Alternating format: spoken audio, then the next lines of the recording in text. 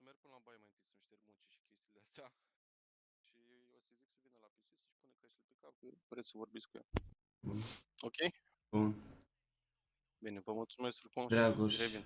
am un copil și mă dacă am zis gestul ăsta, este atât de drăguț și să ajut pe nenea, te pup, Dragoș. Stai un pic, Palaș, că vreau să zic eu ceva ca să mă pregătesc pentru mătușeală cu Cunca.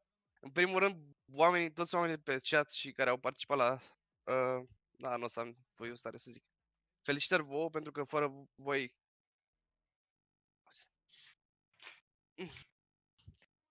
Fără... Nu pot. Nu mai plec, mă faci și pe mine, te rog.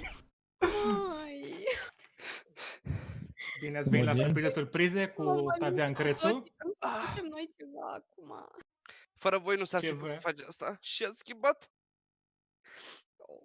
soarta unei familii. Felicitări vouă. Gata, o să încerc să fiu ok pentru mătușa.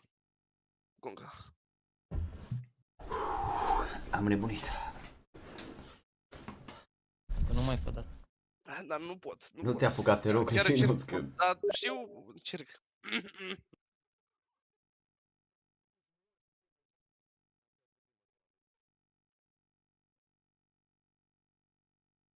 Cred că mi-a prins și o țigară aici, că nu pot.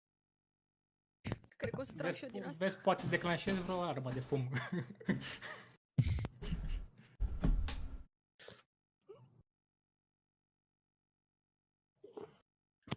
Să fie valea plângere și din tavan. Alo? Să rămână. Rămână. Bună seara. Da, să scot ochelarii că saburesc. Da. Vreau adică să intru la piscina, auziți? Da, Da, vă vă auzim. Da. Nu știu cât scârții. Hai. Îmi place ceva? Să rămână, aș vrea să vă informăm cât putem, că ne este foarte greu să vă zicem, că am reușit să obținem pentru dumneavoastră o donație de 13.000 de euro. Pentru mine? Da, pentru dumneavoastră. Pentru că ne-a spus Adi că aveți cancer. Și astăzi noi am făcut niște...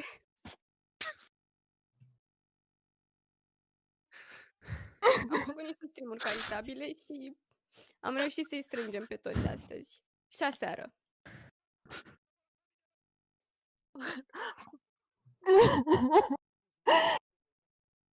Oh.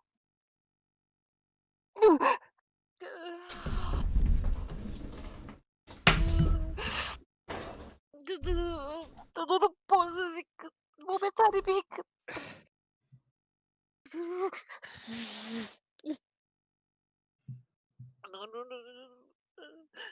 Nu râdeți de mine, nu? Nu. Nu râde ca de sine.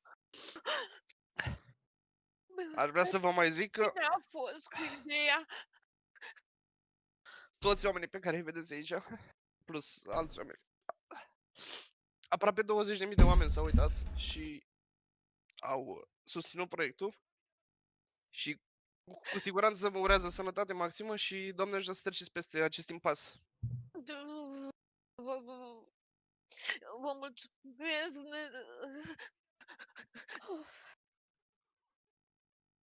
Stați liniștită, știu că e foarte greu, că și eu plâng înainte să veniți. Am încercat să mă abțin, dar n-am nicio șansă, chiar nu pot.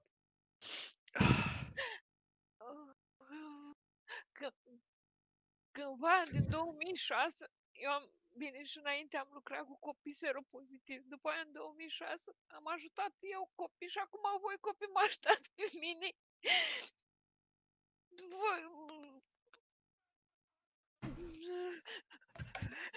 Să vă dea Dumnezeu sănătate. Nu știu ce să vă zic. Doamne, ce greu e să Mulțumim, faci Doamne chestia asta. Să rămână. Și Și sperăm eu să vă vă faceți mulțumesc. bine. Mulțumesc frumos.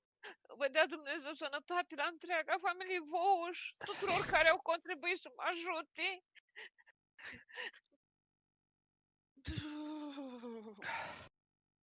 Să vă luați nepotul, nu? Copilul, putem să-i spunem copilul? Da, e băiatul, dar eu îi zic că e băiatul User meu in your pentru că l-am channel crescut timed de la out. 7 zile. Sora Să mea vă a luați murit. copilul în brațe și vă să-l pupați. Să știți că el nu ne-a rugat. A fost făcut din proprie inițiativă. El a vrut să încerce pe cont propriu și ne-am decis să-l ajutăm. Pentru dumneavoastră. Băiatul l-a crescut de la 7 zile. Ați crescut un băiat extraordinar. Mulțumesc frumos.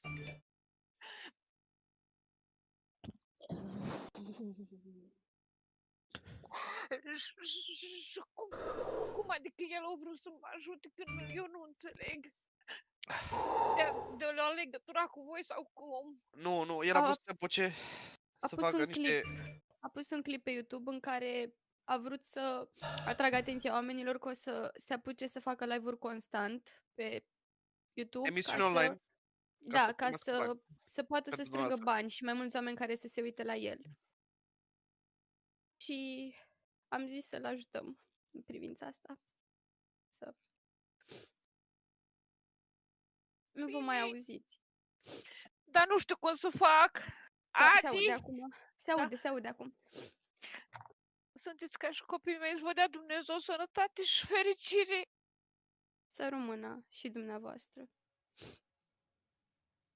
Nu Nu știu ce trebuie să vă să mai zic. nu trebuie să faceți nimic decât să aveți încredere în dumneavoastră că o să duceți la capăt Da, lupta și să asta fiți și că puternică și o să ne-a mai fiți zis bine. Adi că La asta trebuie să ați vă mai gândiți. trecut prin... Da, eu am mai fost operat de noduri cancerigeni și la ficaș deasupra ficat, da. stomacului și pe colon. Iar acum, când am început să vărs, am început să vărs cu sânge și am crezut că e de la ficat și când m-am dus am descoperit pancreasul, iar pancreasul e un organ mai dificil față de celelalte.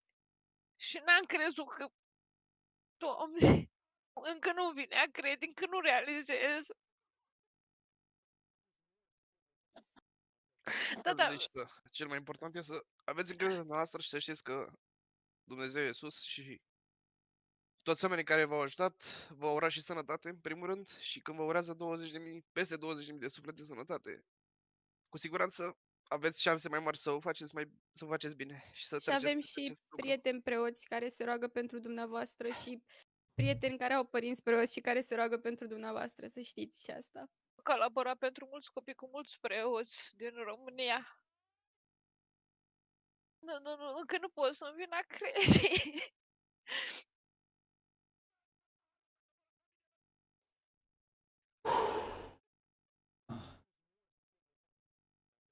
Eu nu știu ce să mai zic, sincer. Nu știu, îmi vine și să nu mai înțeleg nimic. Încă oamenii aproape 8.000.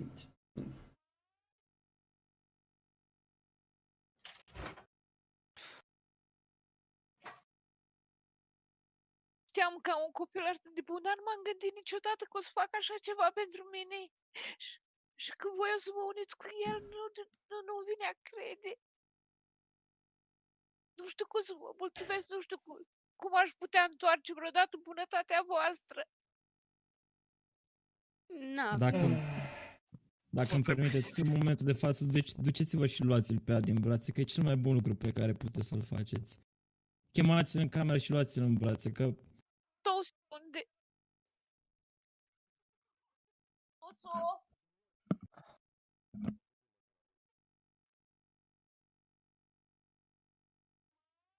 Mamă. mafiori sunt. Mamă.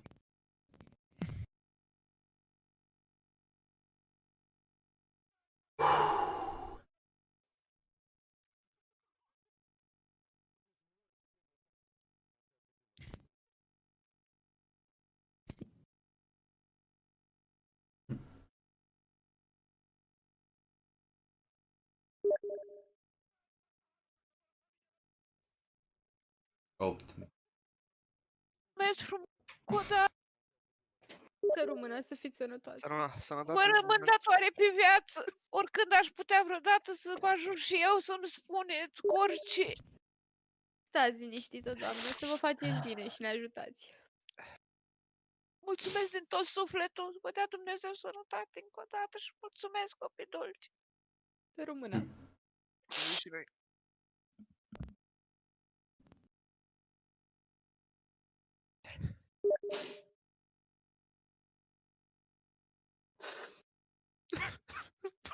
O să zic altă dată. Tura asta a fost surpriză.